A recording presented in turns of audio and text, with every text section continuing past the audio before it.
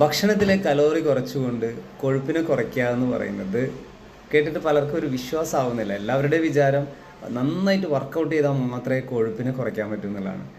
എന്നാൽ കലോറി കുറച്ചുകൊണ്ട്, നമ്മൾ കഴിക്കുന്ന ഭക്ഷണത്തിലെ കലോറീൻ്റെ അളവ് കുറച്ചുകൊണ്ട് നമുക്കിത് അച്ചീവ് ചെയ്യാൻ വേണ്ടി പറ്റും.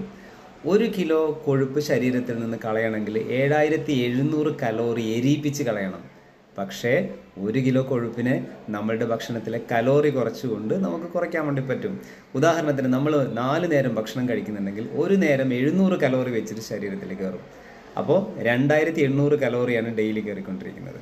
പക്ഷേ ഞങ്ങൾ പറയുന്ന മീൽ റീപ്ലേസ്മെൻറ്റ് ഷേക്ക് അതൊരു പോഷകസമൃദ്ധമായ ഭക്ഷണമാണ്. അതിൽ കൊഴുപ്പില്ല, കാർബോഹൈഡ്രേറ്റ് ഇല്ല. അപ്പോൾ പ്രോട്ടീനും വിറ്റമിൻസും മിനറൽസും ഒക്കെയുള്ള ഈ ഒരു സൂപ്പർ ഫുഡിൽ 250 കലോറി ആയിട്ട് കുറയ്ക്കാൻ വേണ്ടി പറ്റും.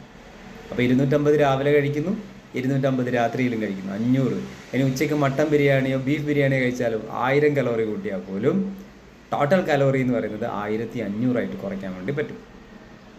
അപ്പോൾ 2800 കയറുന്നിടത്ത് 1500 കലോറി ആയിട്ട് കുറഞ്ഞു.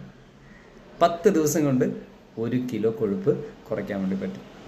കൂടുതൽ അറിയാൻ നിങ്ങൾ എന്നെ കോൺടാക്ട് ചെയ്യുക. 1 മാസം കൊണ്ട് നിങ്ങൾ ഒരു ജിമ്മിലും പോവാതെ 3 കിലോ വെയിറ്റ് 100% കുറച്ച് ഞാൻ കാണിക്കാം. ശ്രദ്ധിക്കുക, ഹാർട്ട് അറ്റാക്കും സ്ട്രോക്കിനെയും കരുതിയിരിക്കുക.